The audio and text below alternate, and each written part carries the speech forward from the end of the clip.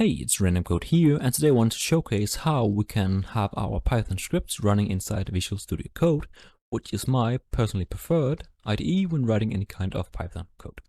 So, as you might see, if you just open Visual Studio Code and start doing some kind of Python files, like I just did a main.py, which simply have a print statement that prints hello world. There's actually no run button where we can actually run our Python script. That's because inside Visual Studio Code, we need to install extensions to do any kind of things.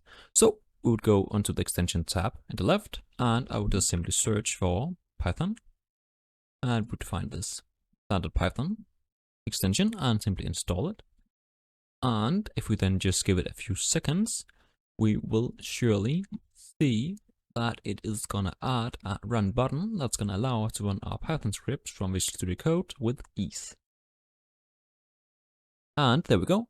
So now if we just click run Python file, it opens a terminal and it runs our file, which in this case prints hello world.